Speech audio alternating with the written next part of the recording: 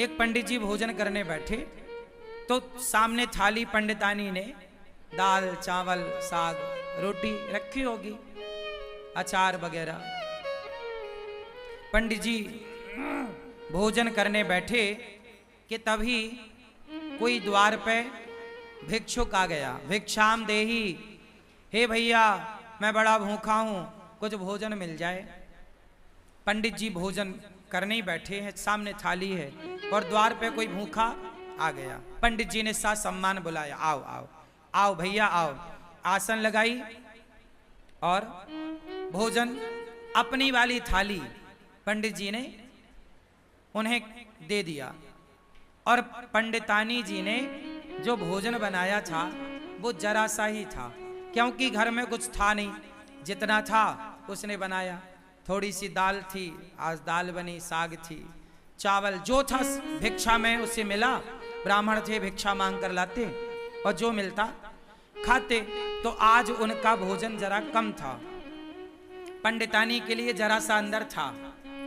अब वो अतिथि आए और बैठे और वो पंडित जी की थाली में बैठ गए और वो बढ़िया खाए। पंडित जी अंदर गए, पंडितानी से कहा कि थोड़ा और दो रोटी। तो उसने बोला कि बस ये आखिरी 2 रोटी बची हैं।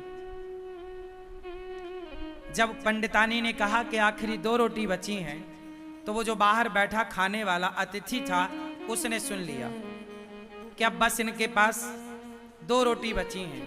तो पंडित जी दोनों रोटी लेकर आए और कहा भैया प्रसाद पाओ, एक और दो रख दूं। उसने कहा नहीं नहीं अब नहीं चाहिए। वो भी समझदार कि अब बेचारे ये क्या खाएंगे, तो मना कर दिया। पंडित जी ने कहा ना, आप हमारे अतिथि हैं, आप पेट भर के खाओ।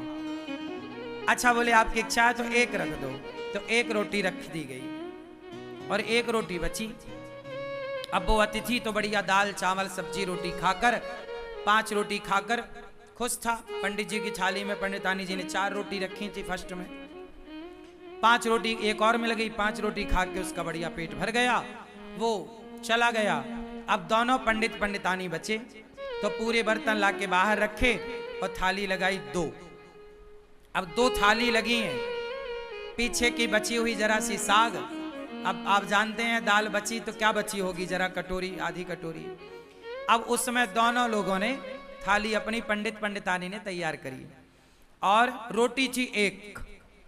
तो आधी रोटी पंडित जी ने रखा, आधी रोटी पंडितानी जी ने रखी। और चावल जरा सा रहा होगा तो थोड़ा सा चावल आधा आधा उन्होंने रखा और उन्होंने प्रसाद पाया। अब ये सोचो कि आधी रोटी में क्या पेट भरता है, दिन भर से आदमी कुछ नहीं खाया, शाम को भी कुछ नहीं मिलना, एक ही बार खाना है और नाश्ता भी कुछ नहीं हुआ, आधी रोटी मिली। तो आधी रोटी खाई पंडित जी ने, जरा सा चावल पंडितानी जी ने खाए। अब पंडित जी ने जैसे ही भोजन किया आधी रोटी का और जरा से चावल का और खा के ना उन्होंने हाथ धोले। तो उनके हाथ का जो धुलने का पानी था वो पहले के लोग ना आंगन में बाहर जाके हाथ धुलते थे, थाली में हाथ धुलने की परंपरा नहीं थी। आज भी हम लोग थाली में हाथ नहीं धुलते। आप लोग खाते हो थाली में हाथ निचोड़ देते हो, ये गलत परंपरा है। हाथ कभी थाली में नहीं धुलना चाहिए। थाली को खा लो, मतलब दाल चावल सब्जी रोटी एक एक दाना खा लो और थाली को धुलो, थाली पे हाथ मत धुलो। पंडित जी बाहर हाथ धुलने गए तो जहां उन्होंने हाथ धुला वहां एक छोटा पेड़ था। वहां पेड़ के पास ना एक नेवला था। क्या था? नेवला। सांप और नेवले की लड़ाई होती है ना, तो नेवला जीतता है, वो नेवला था। तो नेवला के पूंछ की तरफ पंडित जी के हाथ का धुलने का पानी गिरा और वो नेवले की पूंछ गीली हो गई। आधा पीछे का हिस्सा, पूंछ का हिस्सा गीला हुआ और जैसे ही पूंछ पे पानी गिरा उसके पूंछ का रंग सोने जैसा हो गया, सुनहरा।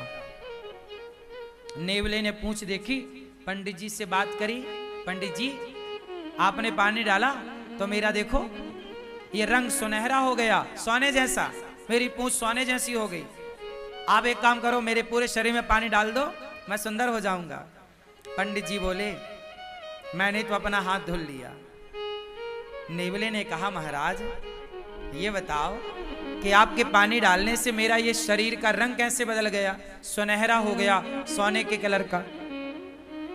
अब मुझे पूरा शरीर सोने का करना है, पूरा शरीर सोने की तरह चमके मेरा। आधा हो गया मेरा, आधा बताओ कैसे होगा।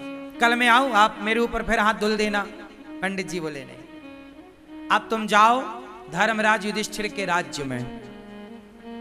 धर्मराज युधिष्ठिर